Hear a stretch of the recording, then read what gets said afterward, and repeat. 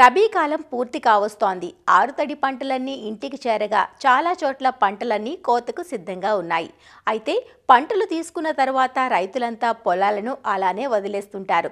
ఇలా చేయడం వల్ల కలుపు మొక్కలు పెరిగి భూసారాన్ని అంతటినీ పీల్చేస్తుంటాయి. అలా కాకుండా పొలాలను దుక్కులు చేసుకోవడం వల్ల భూమిలోని పురుగులు వాటి కోసస్థ దశలు బహిర్గతమై ఎండవేడికి చనిపోతాయి. అంతేకాదు తొలకరిలో పడే వర్షపు జల్లులు భూమిలోకి ఇంకి తరువాత వేయబోయే ఖరీఫ్ పంటలకు ఉపయోగపడతాయి. వేసవి లోతు దుక్కులు చేయడం వల్ల ప్రయోజనాలేవో తెలియజేస్తున్నారు ఆచార్య ఎన్జీ రంగా వ్యవసాయ విశ్వవిద్యాలయం ఆముదాల వలస కృషి విజ్ఞాన కేంద్రం సేద్య విభాగం శాస్త్రవేత్త డాక్టర్ కిరణ్ కుమార్. కోత కోసిన తర్వాత రబీలో పొలాలన్నీ కూడా ఖాళీగానే ఉంటాయి కనుక ఈ సమ్మర్లో మనకేం చేయాలంటే రైతు సోదరులు తగినంత టైం ఉంటుంది కనుక ఈ పొలాలను ఖాళీగా విడిచిపెట్టకుండా వాటిలో లోతు దుక్కులు చేసుకున్నట్టయితే మనకు చాలా వరకు మంచి ప్రయోజనాలు ఉన్నాయి.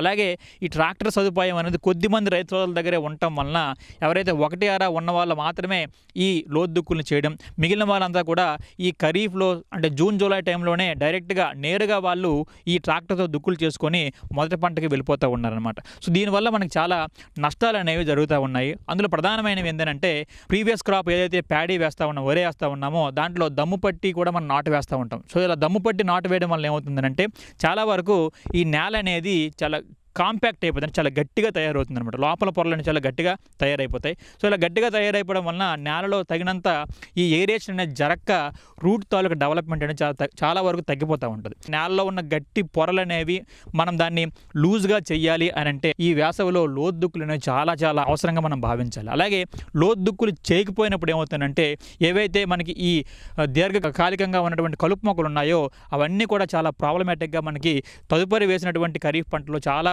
వరకు వచ్చేసి మనకి నష్టాన్ని కలగజేస్తూ ఉంటాయి.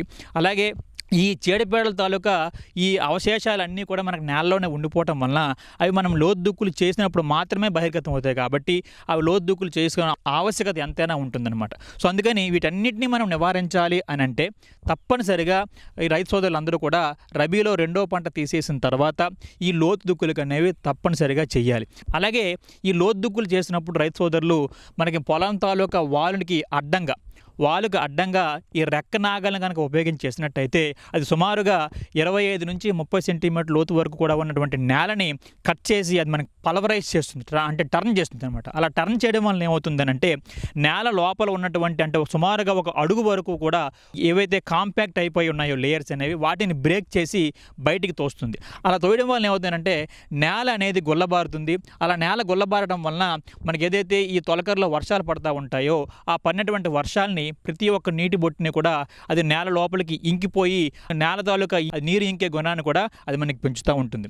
దీంతో పాటుగా ఈ లోతు దుక్కులు చేసినప్పుడు ఏమవుతుందనంటే శిలీంధ్రపు అవశేషాలు కానీ లేదా ఈ కీటకాల తాలూకా గుడ్లు సముదాయాలు, కోశస్థ దశలు, అలాగే పురుగు తాలూకా ఏవైనా అవశేషాలు ఉన్నప్పుడు అన్నీ కూడా అవి ఈ లోతు దుక్కులు చేయడం వలన బహిర్గతం అవుతాయి. అలా బహిర్గతమైనప్పుడు ఈ వేసవి కాలంలో ఉన్నటువంటి అధిక ఉష్ణోగ్రతకి అవి ఎక్స్పోజ్ అవ్వడం వల్ల ఏమవుతుందంటే చనిపోవడానికి ఆస్కారం ఉంటుంది. వాటితో పాటుగానే మనం దుక్కు చేస్తున్నప్పుడు ఈ పక్షుల బారిన కూడా పడి అవి వాటిని తినేయడం వల్ల వాటికి ఆహారంగా ఉపయోగపడి వాటి చాలా వరకు వాటి తాలూకా ఉద్దిదన తగ్గిపోతూ ఉంటుంది. దీనివల్ల తదుపరి వేసే పంటల మీద పెట్టే ఈ చీడపీడల మీద పెట్టే ఖర్చు అనేది తగ్గుతుంది. అలాగే దీర్ఘకాలికంగా ఉన్నటువంటి బహువార్షిక కలుపు మొక్కలైనటువంటి తుంగ కానీ, గరిక కానీ, ఈ దర్భగడ్డి కానీ, వాటి తాలూకా దుంపలు, అలాగే నట్స్ అంటాం, ఇవన్నీ కూడా బయటికి ఈ అధిక ఉష్ణోగ్రతకి ఎక్స్పోజ్ కావడం వల్ల ఏమవుతుందంటే అవన్నీ ఇనాక్టివ్ అయిపోయి మనకి చాలా వరకు ఈ దీర్ఘకాలికంగా పీడించినటువంటి కలుపు తాలూకు సమస్య కూడా మనకి చాలా వరకు తగ్గుతుంది. అలాగే ముందు పంటకి వేసినటువంటి ఈ క్రిమిసంహారక మందులు కానీ అలాగే కలుపు మందులు కానీ నేలలో మనం వేస్తాం కనుక ఈ లోతు దుక్కులు చేసినప్పుడు అవి కూడా ఈ వేడిమికి ఎక్స్పోజ్ అవ్వడం వలన వాటి తాలూకు విష ప్రభావం కూడా చాలా వరకు ఈ లోతు దుక్కులు చేసినప్పుడు తగ్గిపోతూ ఉంటుంది అనమాట. రైతు సోదరులు అందరూ కూడా మనం ఈ రెండో పంట కోసేసిన తర్వాత ఎటువంటి మనకి లేజర్ టైం అనేది ఎక్కువగా ఉంటుంది కాబట్టి పొలాలని అలాగా విడిచిపెట్టకుండా వాటిని మనము ఈ సమ్మర్ టైంలోనే అంటే ఫిబ్రవరి ఎండింగ్ తర్వాత నుంచి మనము ఈ మే మొదటి వారం వరకు లోపు మనం అనేది లోతు దుక్కులు కనుక చేసుకున్నట్టయితే ఈ ప్రయోజనాలన్నింటినీ కూడా పొందవచ్చు. అలాగే మనం ఏ పంట వేసినా కూడా సమగ్ర సస్యరక్షణలో మన ప్రధానమైనటువంటి పాత్ర పోషించేది ఈ లోతు దుక్కులే కనుక రైతు సోదరులు ఈ లోతు దుక్కుల మీద తగినంత శ్రద్ధ అలాగే అవగాహన కలిగి ఉండి చేసుకున్నట్టయితే మనం చీడపీడల మీద పెట్టినటువంటి ఖర్చు అనేది చాలా వరకు మనకి తగ్గించవచ్చు.